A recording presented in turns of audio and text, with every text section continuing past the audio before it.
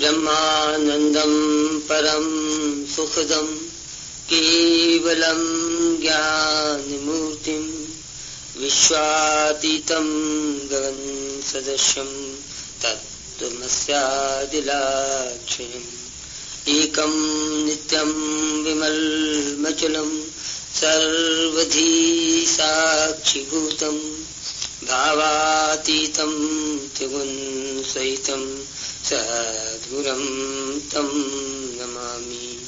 अज्ञानतिमिरान्धस्य ज्ञानाञ्जनशलाकया चक्षुरुन्मीलितं येन तस्मै श्री गुरुवे नमः।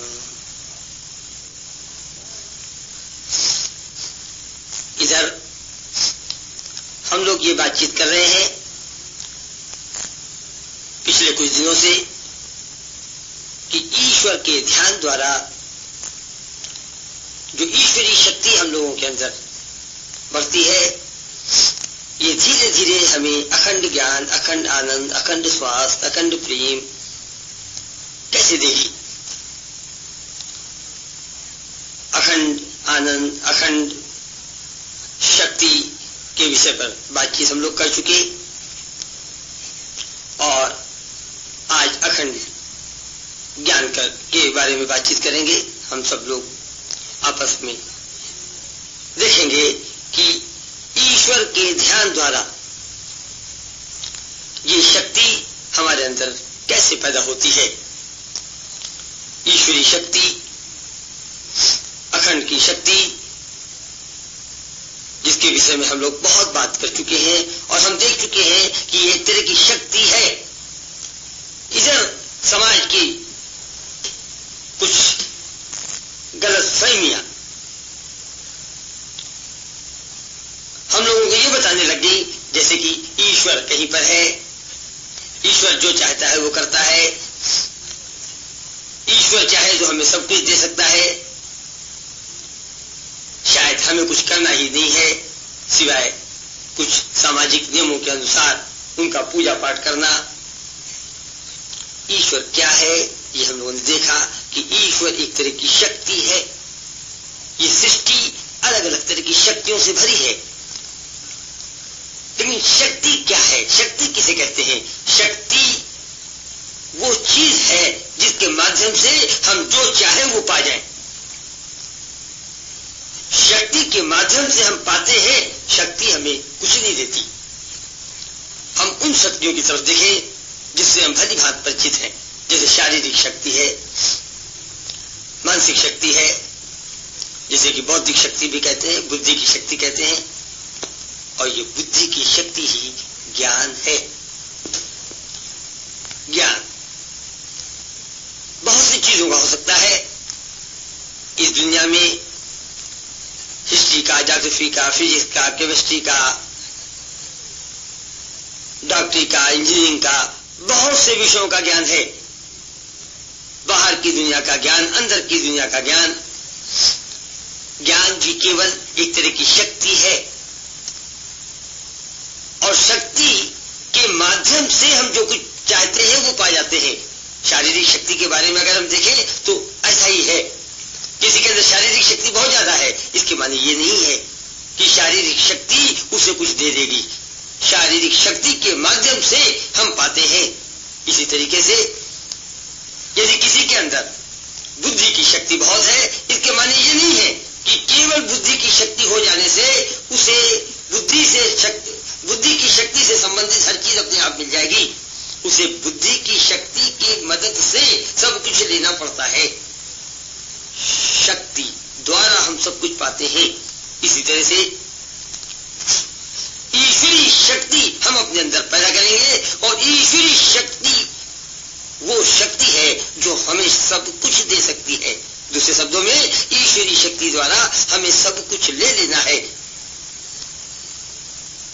यदि ऐसा है तो ईश्वरीय शक्ति द्वारा हम केवल तब तक नहीं ले सकेंगे जब तक ईश्वरीय शक्ति का ज्ञान हमारे अंदर पैदा नहीं होता।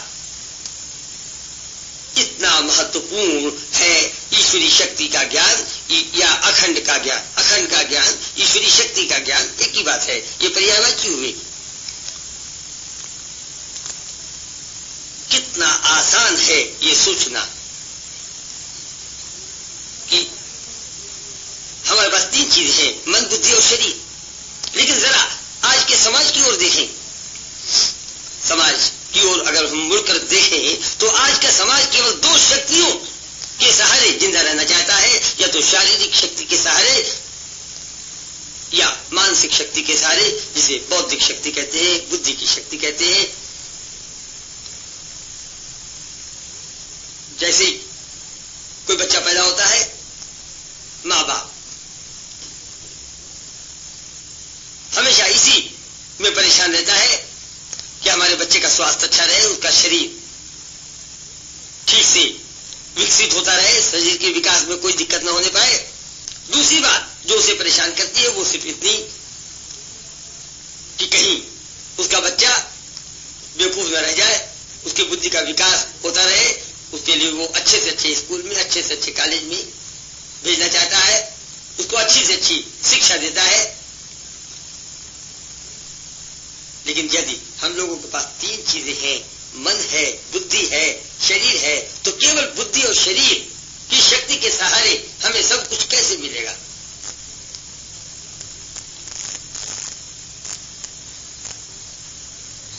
यदि हमारे पास तीन चीजें हैं, मन, बुद्धि और शरीर, तो निश्चय ही तीन तरह की शक्तियां भी होंगी। मन की शक्ति, बुद्धि की शक्ति, शरीर की शक्ति। ये मन की शक्ति क्या है? मन की शक्ति वो है जो हमें मनमाना होने में मदद करे। जिस शक्ति के सहारे हम मनमाना हो सके, वही हमारे मन की शक्ति है।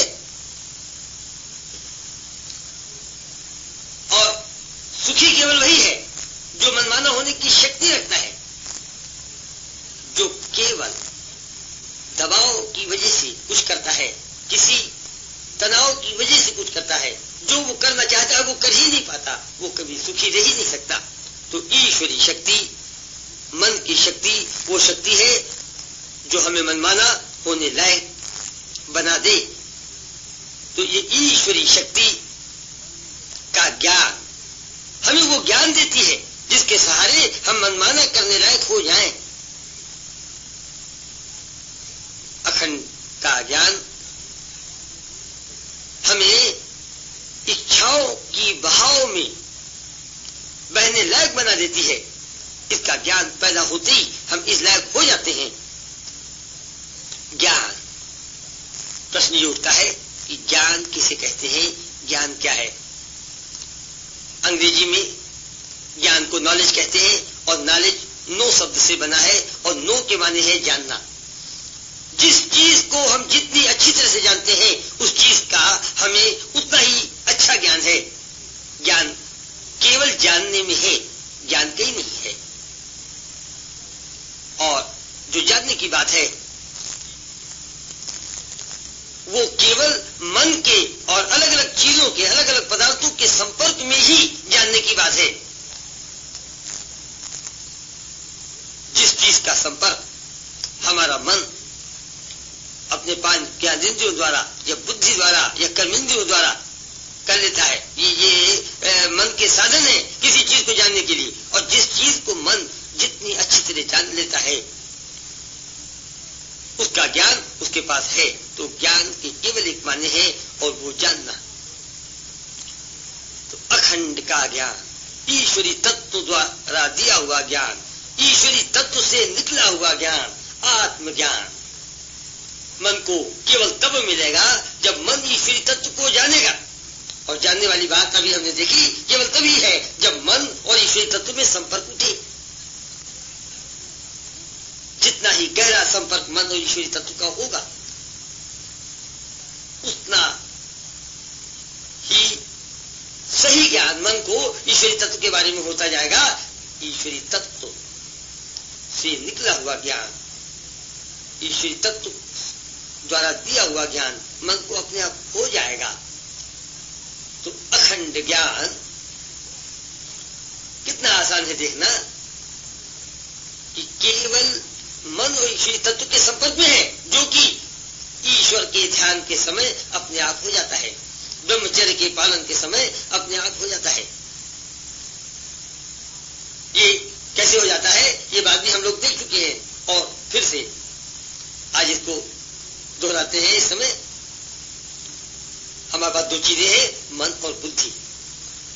काम है विचरण करना। और मन जिस क्षेत्र में भी विचरण करता है, मन के ऊपर कुछ प्रभाव पड़ता है उस विचरण का, और मन इस प्रभाव को बुद्धि की अलग अलग परतों में पाषाण कर देता है। ये हमारे मन पर जो प्रभाव पड़ते हैं, मन के विचरण की वजह से ये प्रभाव बुद्धि की अलग अलग परतों में चले जाते हैं।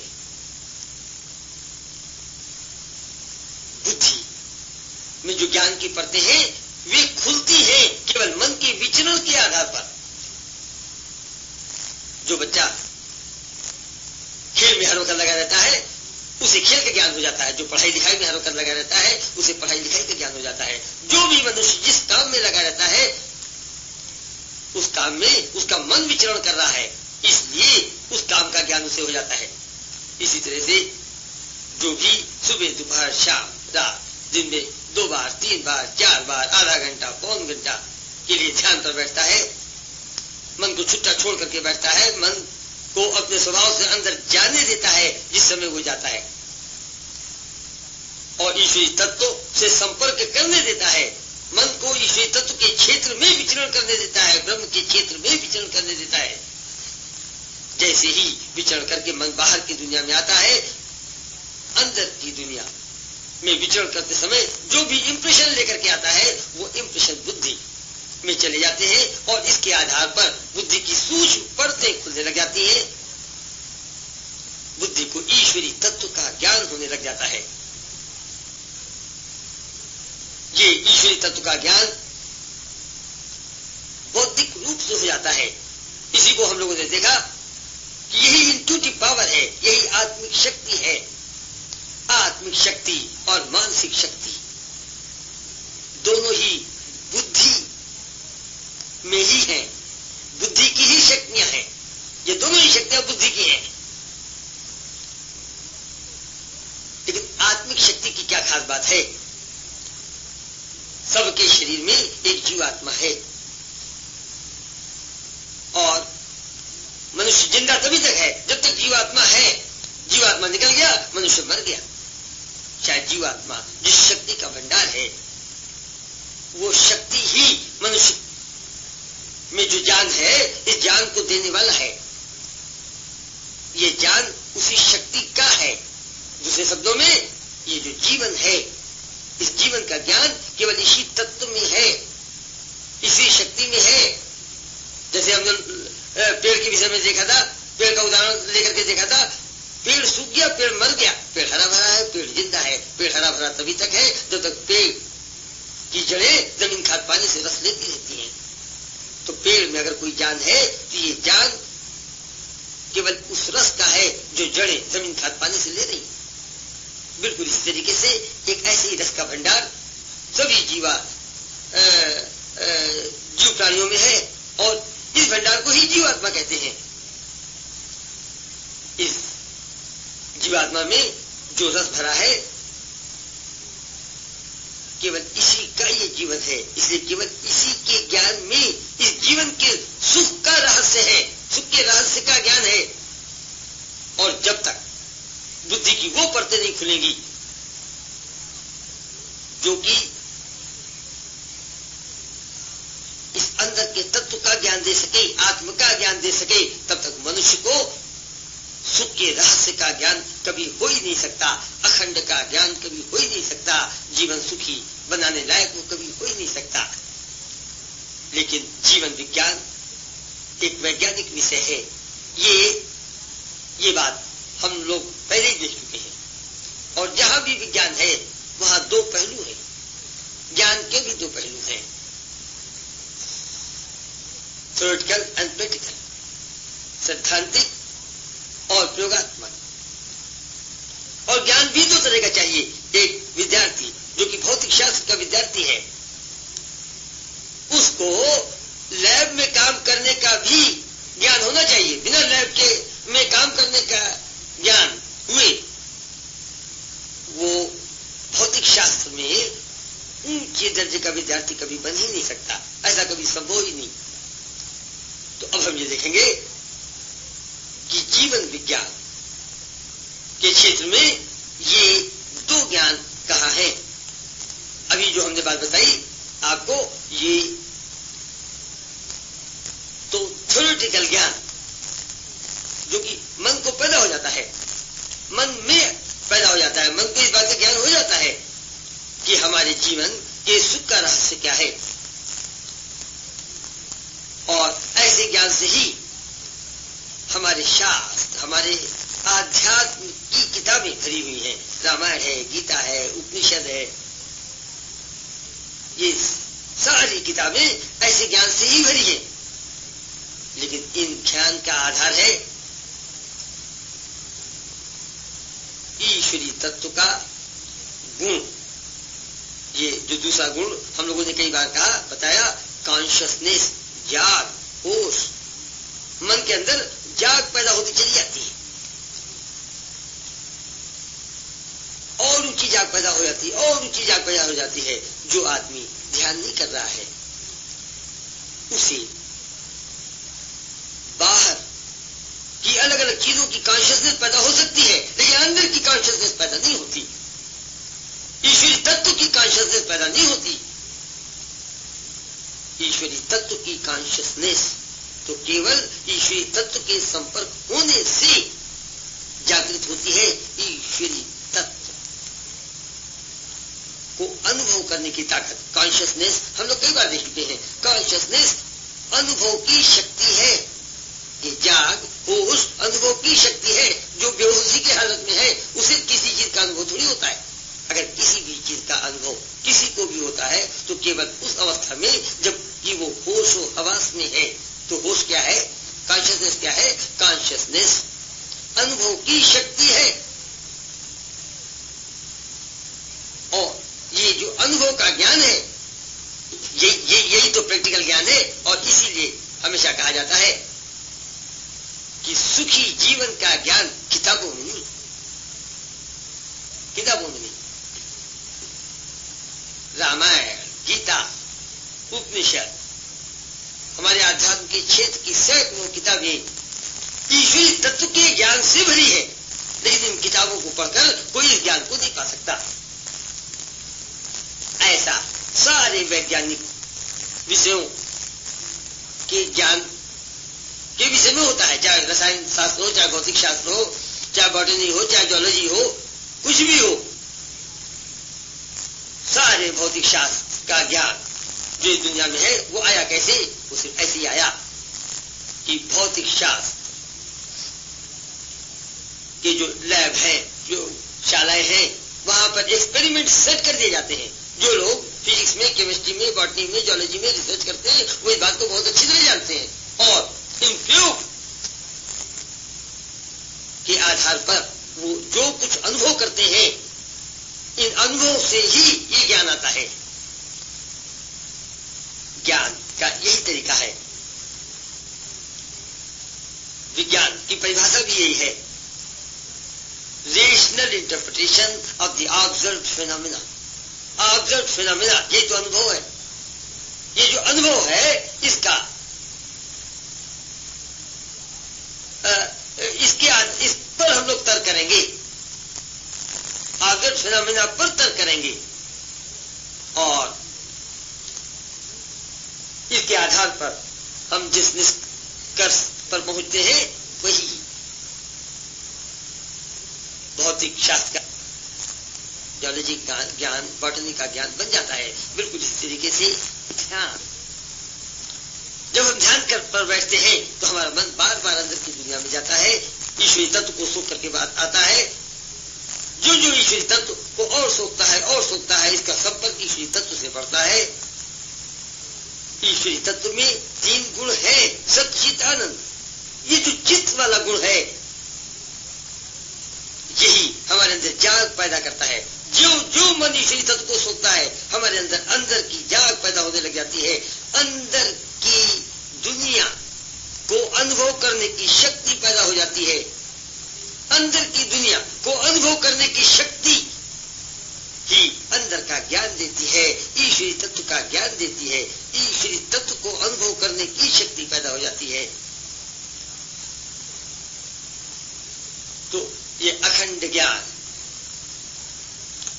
का आधार है कॉन्शियसनेस, ज्ञान, होश।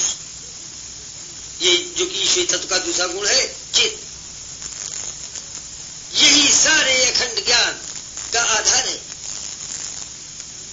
और इसी में ताकत है कि हमारी सारी तकलीफों को दूर कर दे।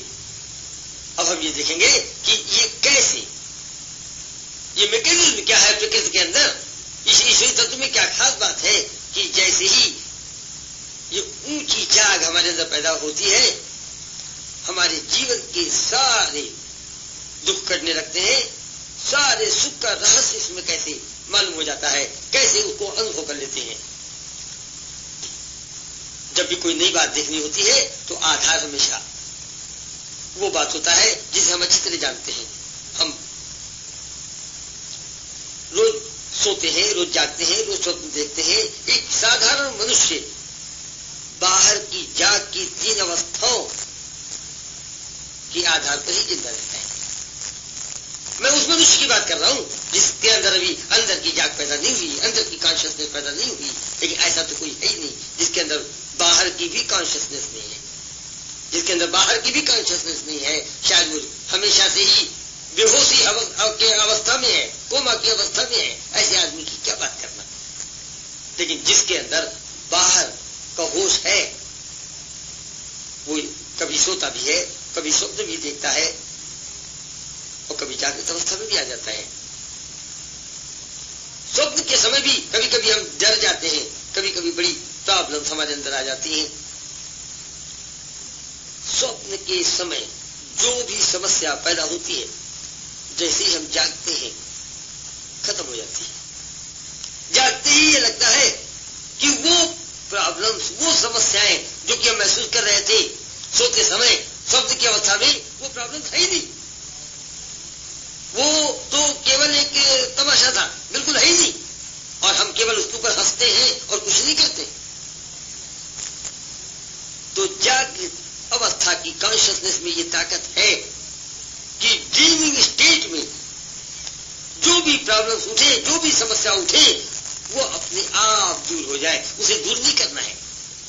ये हमारे जीवन का अनुभव है और हम अपने जीवन के अनुभव को झूठा कैसे मान सकते हैं। बिल्कुल इसी तरीके से जब जागृत अवस्था से ऊंची जाग पैदा होगी, क्योंकि हम अच्छी तरह जानते हैं कि जागृत अवस्था में जो जाग है, जो कॉन्शियसनेस है,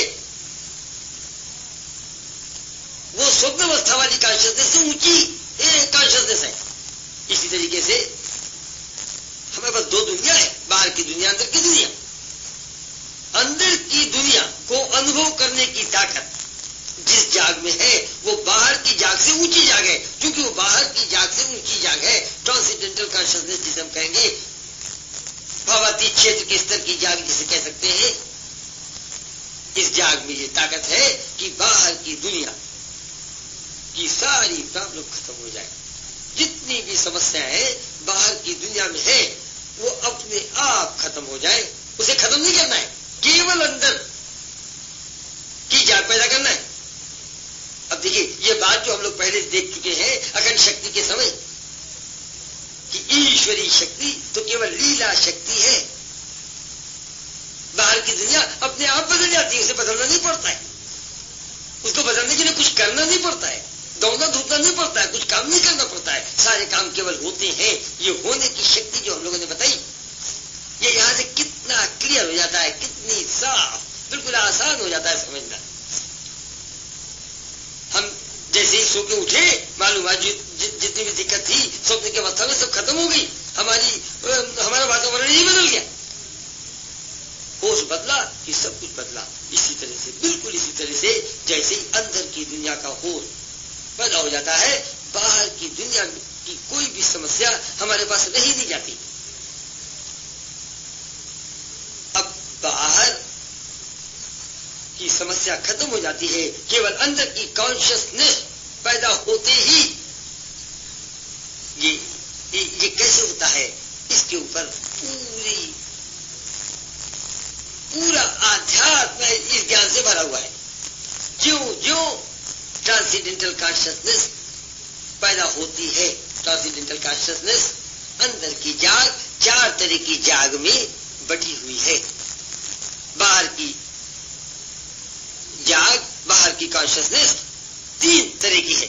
मन बाहर की दुनिया में 3 अवस्थाओं में रहता है, इसी तरीके से अंदर की दुनिया में मन 4 अवस्थाओं में चला जाता है। ये सीढ़ियां हैं। ये पहली बात मैं सीढ़ियों की कर रहा हूं। अभी तक जैसे अखंड ज्ञान, अखंड आनंद, अखंड प्रेम, अखंड स्वास्थ्य, ये सब चीजें पैदा होने की बात थी। ये सभी एक साथ पैदा होती है। मन 4 अवस्थाओं में एक साथ उठता है। लेकिन ये जो कॉन्शियसनेस है, कॉन्शियसनेस तो ऊंचे दर्जे की विद्या है। जो ऊंचे दर्जे में जाते हैं अखंड ज्ञान के क्षेत्र में, तो ऊंची दर्जे की जाग पैदा होती है। और ये जो अंदर की दुनिया की जाग है, इसी के नाम है ब्राह्मणी चेतना, अंग्रेजी में कॉस्मिक कॉन्शियसनेस, ईश्वरी चेतना, गॉड कॉन्शियसनेस, अद्वैत चेतना, यूनिटी कॉन्शियसनेस। मोक्ष की अवस्था, ये 4 सीढ़ियां हैं। और इन सीढ़ियों पर चढ़ते समय एक एक सीढ़ी चढ़ने के लिए करीब 15 साल, 16 साल, 17 साल जरूर लग जाते हैं। ये जो अलग अलग कॉन्शियसनेस है, इनको विस्तार पूर्वक बताने में बहुत समय लगेगा। इसको हम लोग फिर कभी देखेंगे। अभी तो केवल अखंड ज्ञान क्या है इतना ही देखना है, केवल इतना ही देखना है। ये कॉन्शियसनेस बिल्कुल रंगीन चश्मे की तरह काम करता है। अगर हम हरा चश्मा पहन ले तो ये पूरी दुनिया हरी दिखाई पड़ने लगती है, लाल चश्मा पहन ले तो पूरी लाल। जिसका भी चश्मा पहन ले उस रंग की दुनिया तुरंत हो जाती है। बिल्कुल इसी तरीके से जैसी हमारी कॉन्शियसनेस होती है, वैसी समस्याएं हमें बाहर दिखाई पड़ती। कॉन्शियसनेस ऊपर उठते ही लगता है समस्या कहीं है। हमारी अवस्था बिल्कुल ऐसी लगती है कि ज्यों हम जो कुछ भी चाहते हैं सब अपने आप हो जाता है। तो ये जो हम लोगों ने पहले देखा था कि ईश्वरी शक्ति तो मन की शक्ति है,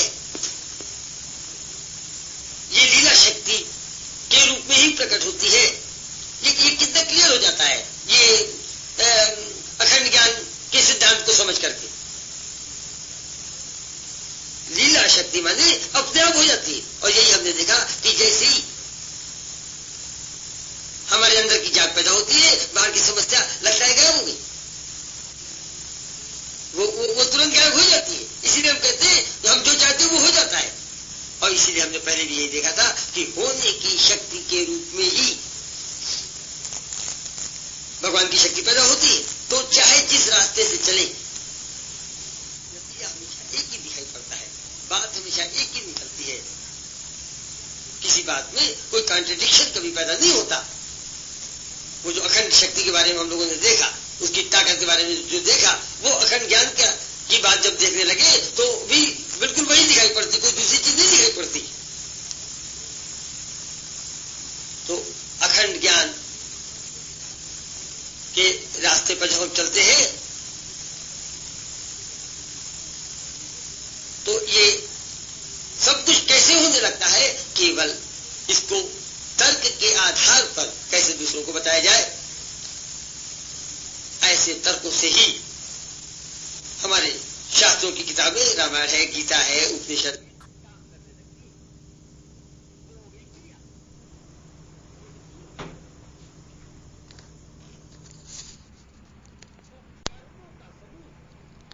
है। ईश्वर केवल एक शक्ति है, ये निराकार और सगुण शक्ति है। ये बाहर की दुनिया में सगुण निराकार शक्ति के रूप में प्रकट होती है। अंदर की दुनिया में निर्गुण निराकार अवस्था में रहती है। और शक्ति के सहारे हम जो चाहे सो पा सकते हैं, लेकिन शक्ति के ऊपर समर्पण नहीं करना है, शक्ति के बारे में कोई भाव नहीं बनाना है। शक्ति के बारे में भाव बनाने का सवाल ही नहीं उठता कोई। हाँ, शक्ति कितनी बड़ी है, ज्यों ज्यों इसका एहसास होता है त्यों त्यों हमारे मन में इससे संबंधित बातें कैसे नहीं उठेंगी, हम इसकी महिमा कैसे नहीं गाएंगे। इस शक्ति की महिमा क्यों गाते हैं? इस शक्ति की महिमा सिर्फ इसलिए गाते हैं क्योंकि शक्ति का एहसास धीरे धीरे बढ़ रहा है। हमारे पास एक बुद्धि है, तर्क वितर्क करने की ताकत है, लेकिन एक चीज और है जिसे हम लोग इमोशन कहते हैं, दिल कहते हैं, दिल में उठी हुई बातें कहते हैं।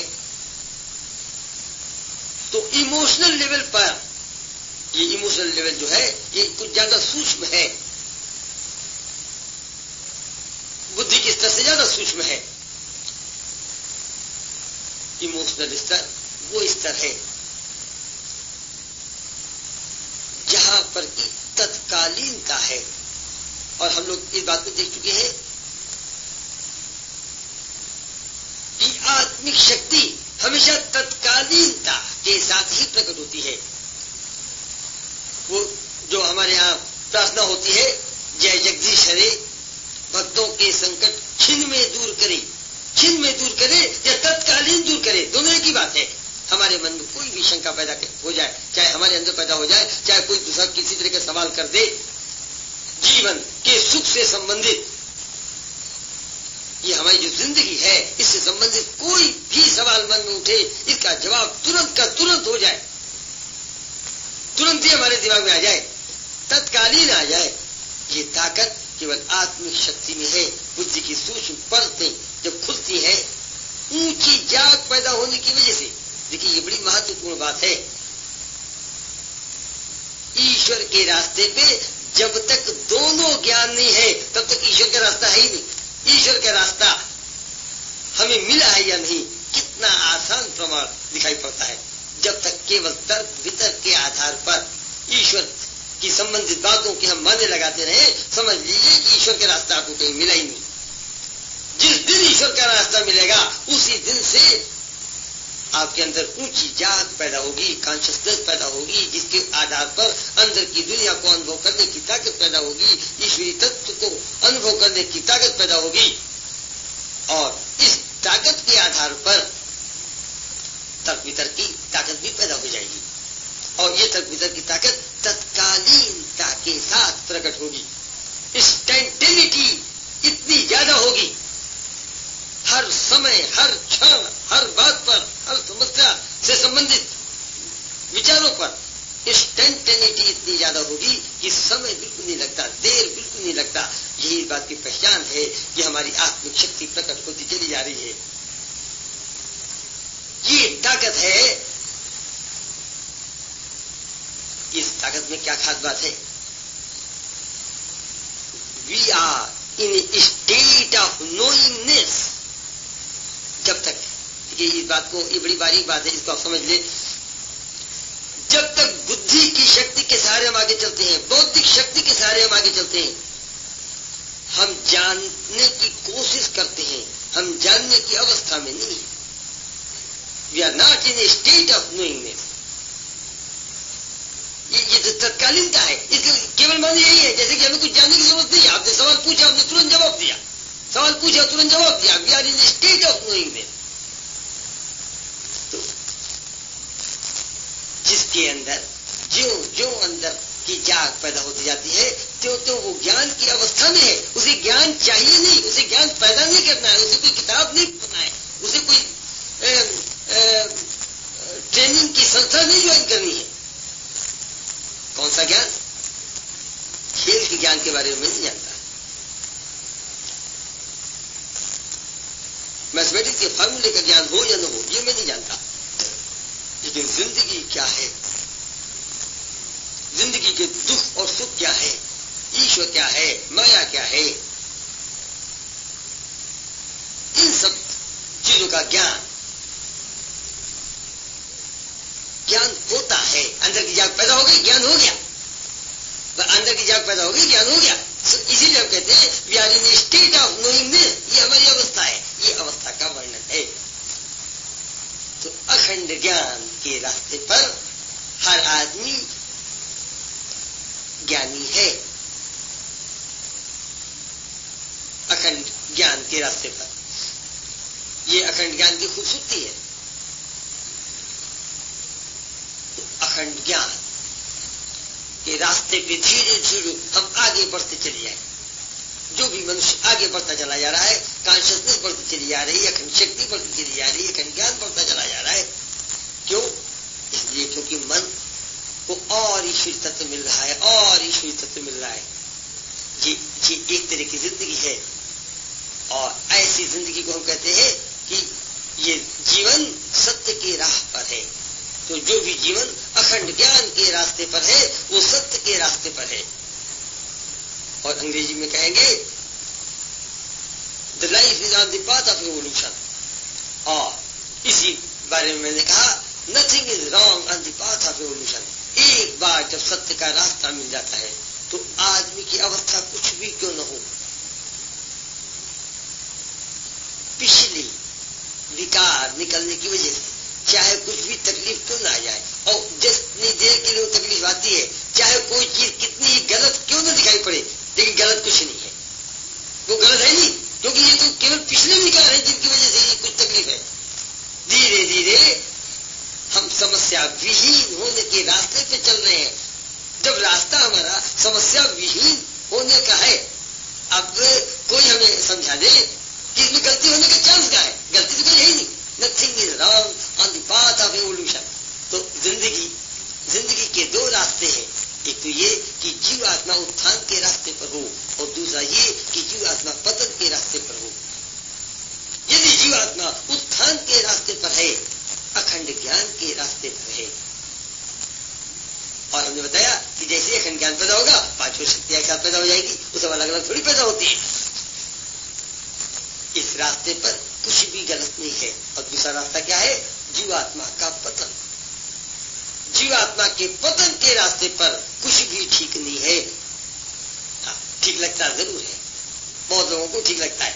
जीवात्मा के पतन के रास्ते पर भी अक्सर किसी बच्चे के बहुत अच्छे नंबर आते हैं, और उसके माँ बाप को लगता है कि हमारा बच्चा बहुत अच्छे रास्ते पे जा रहा है, उसका भविष्य बड़ा उज्जवल है। लेकिन ऐसा देखने में नहीं आता कि जितने बच्चों के नंबर बहुत अच्छे हैं, उनका जीवन बड़ा सुखी हो। सही रास्ते पर केवल वो है जिसका जीवन सुखी होगा, ये पक्का हो जाए। अगर नंबर खूब अच्छे आए और जीवन दुख से भर गया, तो अच्छे नंबर आने से क्या फायदा हुआ? ये तो बाहर की दुनिया, मायावी दुनिया कहलाती है। तो ये जो जीव आत्मा के पतन के रास्ते पर कुछ भी ठीक नहीं। हाँ, एक बात जरूर है, और वो ये कि पतन का रेट कम हो जाए या बढ़ जाए। पतन बहुत तीव्रता के साथ हो, बड़ी तेजी के साथ हो, या धीरे धीरे हो। इधर कुछ दिनों से समाज को उत्थान का रास्ता नहीं मिला, ईश्वर के ध्यान का रास्ता नहीं मिला। ईश्वर के ध्यान के बारे में हर आदमी ने ये कह दिया कि बाद आप ध्यान करते चले जाइए, शायद दूसरे जन्म तक कुछ मिल जाए। लोगों के दिल दिमाग में ये बात कूट कूट करके बैठ गई कि ईश्वर के ध्यान से ज्यादा मुश्किल काम तो कोई है ही नहीं, और जो काम हो ही नहीं सकता उसमें समय व्यर्थ करना तो बिल्कुल बेवकूफी है। लोगों ने ध्यान करना छोड़ दिया, ध्यान की शिक्षा गायब हो गई, जीव आत्मा के उत्थान का रास्ता गायब हो गया। अब बचा सिर्फ इतना कि ये जो पतन हो रहा है, इसको कैसे रोके। इसमें जहां तक शारीरिक विकास की बात है, समाज में लोग केवल इस बात पर फख्र करने लग गए, इस बात पर प्राउड फील करने लग गए कि कुछ ज्यादा उम्र हो जाने के बाद भी हम देखने लायक रहें, चलने लायक रहें। ये बिल्कुल भूल गए कि हम चाहे कितने ही अच्छे हैं,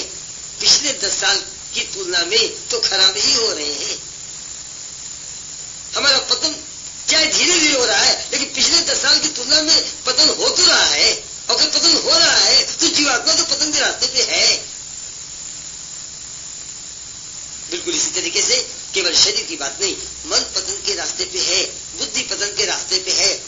और इसीलिए समाज में देखा यही जाता है कि जो जो उम्र बढ़ती है बुद्धि में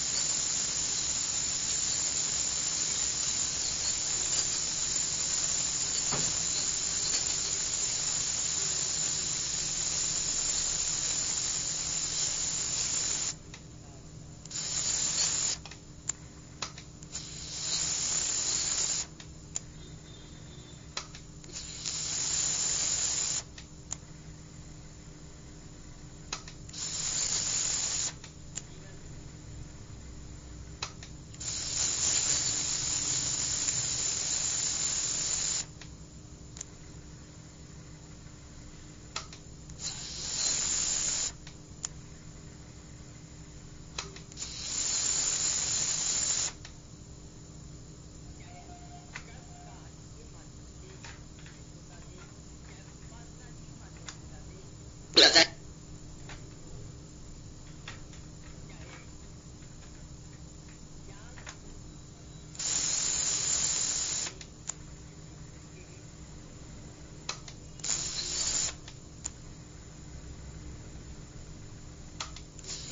केवल अंदर के ज्ञान में ये ताकत, लेकिन पतन के रास्ते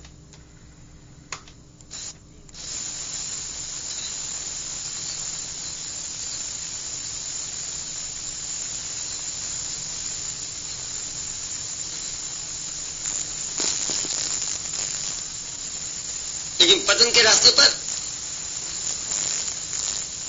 तो केवल बाहर की दुनिया का ज्ञान है, अंदर का ज्ञान तो है नहीं। और केवल अंदर के ज्ञान में ये ताकत है कि जीवन रस के सहारे हमारे हाथ पैर सही दिशा में चल सके।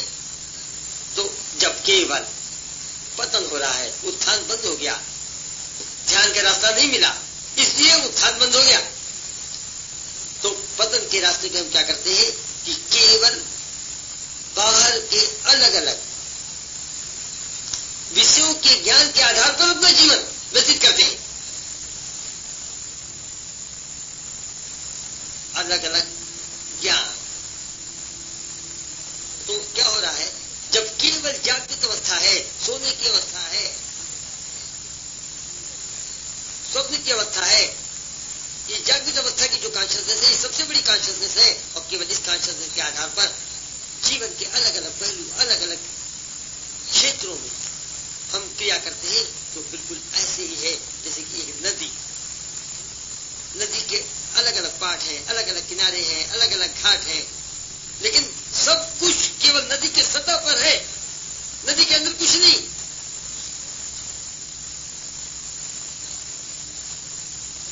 तो केवल वेकिंग स्टेट की कॉन्शियसनेस के सहारे जब हम अपना जीवन बिताने लगते हैं, यही वो अवस्था है जब केवल जीवात्मा का पतन हो रहा है। पतन क्यों हो रहा है? क्योंकि शक्ति तो अंदर है, ईश्वरी शक्ति अनमोल रतन के रूप में प्रकट होती है। यही तुलसीदास ने अपनी रामायण में बताया।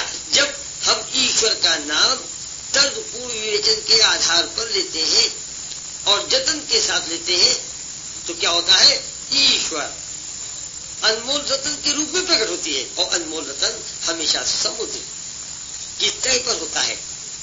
अनमोल रतन केवल उसको मिलता है जो नदी डाइव करना सीखता है। अनमोल रतन उसको नहीं मिलता जो केवल नदी के सरफेस पर रहता है, सतह पर रहता है।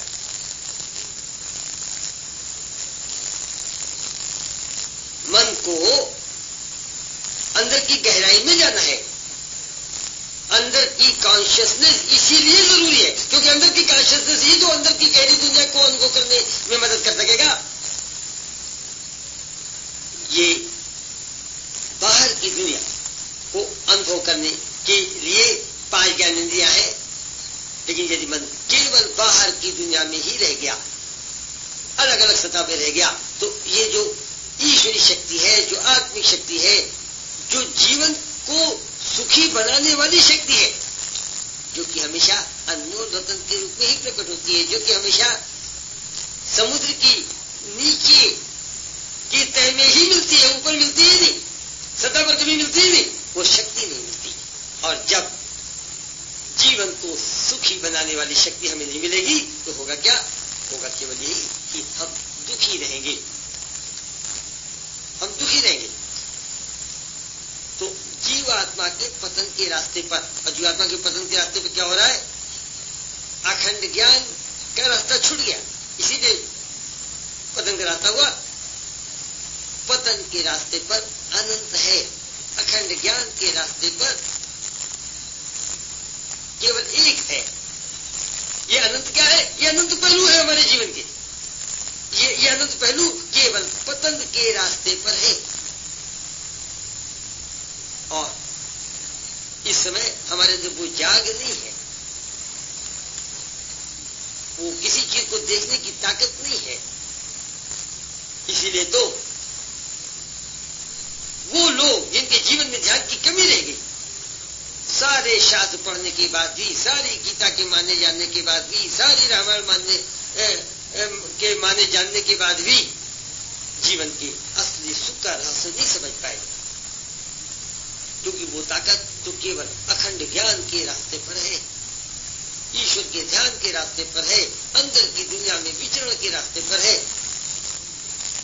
तो जीवन कितना क्लियर है, कितना साफ है, कितना आसान है जीवात्मा के उत्थान के रास्ते पर।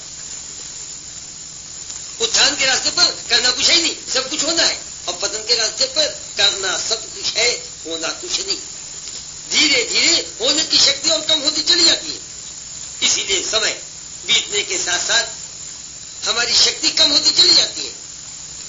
हम स्टेट ऑफ नोइंगनेस में नहीं है, हम केवल हर वक्त जानने का प्रयास करते रहते हैं। ये भी जान ले, ये भी जान ले, ये भी जान ले, इसका क्या सही तरीका है ये जानना है, इसका क्या सही तरीका है ये जानना है। और दुनिया भर के सारे सही तरीके जानने के बाद भी जिंदगी में वो बात नहीं आती, वो चीज नहीं मिलती जो कि अखंड ज्ञान के रास्ते पर मिलती है। अखंड ज्ञान के रास्ते पर ही अखंड शक्ति, अखंड सुख है। वो सुख जिसमें कि सुख की भूख मिट सके, जिसके आधार पर हम सुखी आदमी कहला सके, ये केवल अखंड ज्ञान के रास्ते पर है। और जो अखंड ज्ञान के रास्ते पर नहीं है, उसको केवल वो सुख तो मिलता है जो सुख की तड़पन बढ़ा सके, जिसके आधार पर वो जिंदगी भर दुखी का दुखी रह जाता है, लेकिन वो सुख नहीं मिलता जिसके आधार पर उसकी सुख की भूख मिट सके। और जब हम इस रास्ते पर चलते हैं जहां पर कि अनंत है, वहां पर सब कुछ है सिवाय इस ईश्वरी शक्ति की, सिवाय उस आत्मिक तत्व की जो कि हमें जीवन में सुख दे सकता है। और जब वही चला गया तो सब कुछ चला गया, ये जीवन ही चला जाता है। इसीलिए कहावत मशहूर हो गई, सब साधे सब जाए। पतन के रास्ते पे आदमी सब कुछ साधने के चक्कर में है, लेकिन अपने जीवन में ईश्वर को नहीं साध रहा है। केवल एक साधने को रह गया, ईश्वरी तत्व, वो नहीं सदा। बाहर का जीवन, वेटिंग स्टेट की कॉन्शियसनेस, जागृत अवस्था की जाग के स्तर पर जो अलग अलग पहलू है जीवन के, ये केवल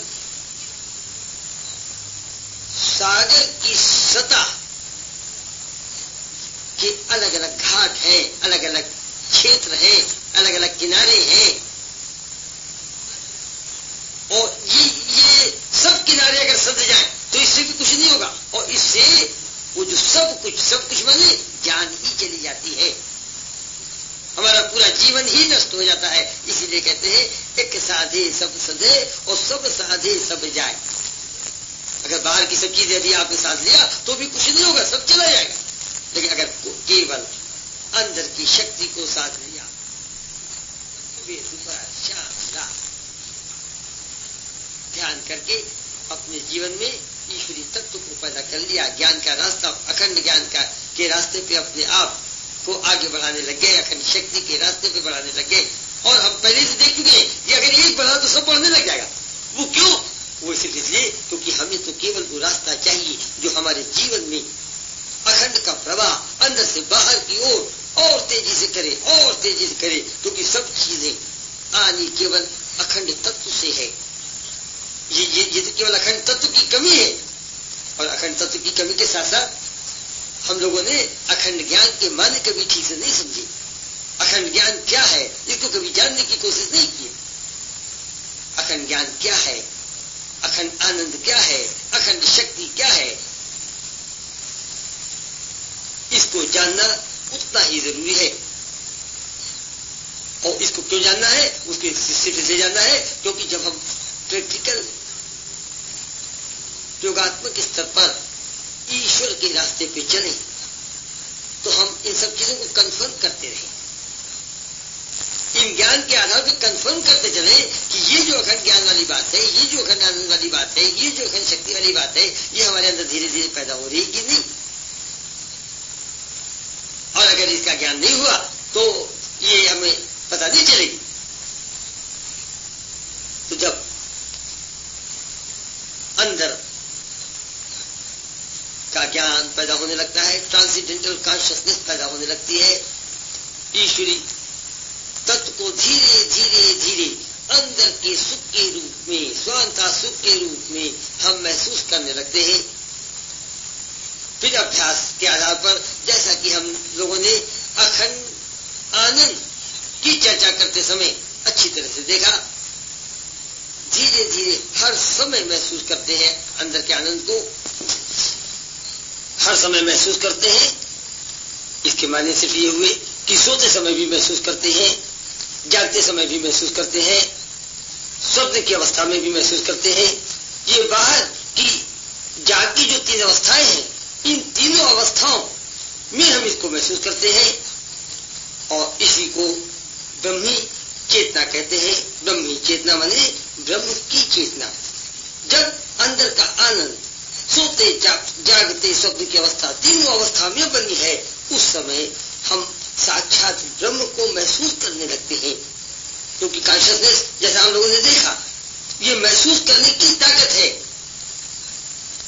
और यही अखंड ज्ञान का प्रयोगात्मक स्तर का ज्ञान है, प्रैक्टिकल लेवल का ज्ञान है। तो धीरे धीरे हम ब्रह्म को जानने लग जाते हैं, इसलिए इसको ब्रह्म की चेतना कहते हैं।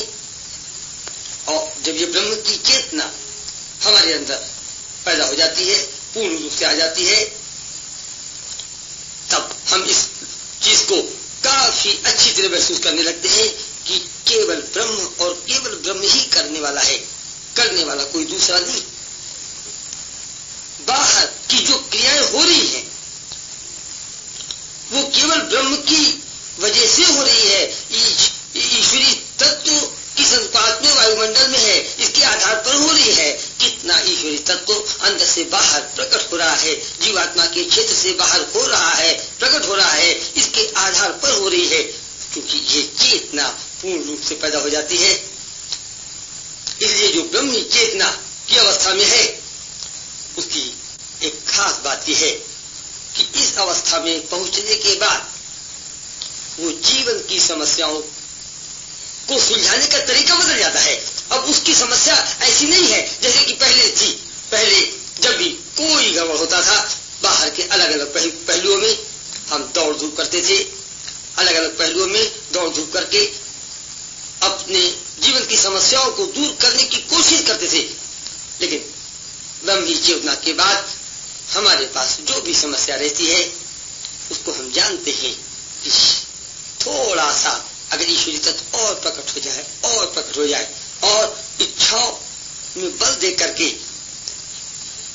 किसी भी तरीके से, संकल्प के तरीके से, जाप की मदद से, स्तुति की मदद से, प्रार्थना की मदद से अपनी इच्छाओं में थोड़ा बल दे दे और थोड़ा ईश्वरी तत्व और प्रकट कर दे, तो बाहर की सारी समस्या दूर हो जाएगी। दौड़ना धूपना नहीं है।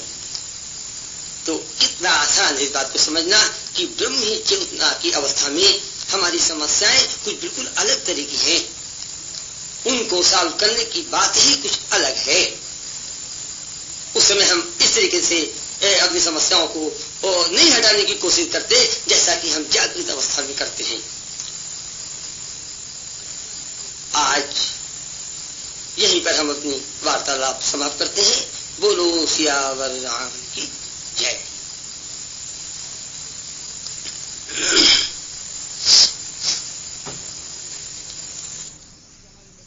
कितने अच्छे थे, आराम से खाते थे, खेलते थे, मौज उड़ाते थे।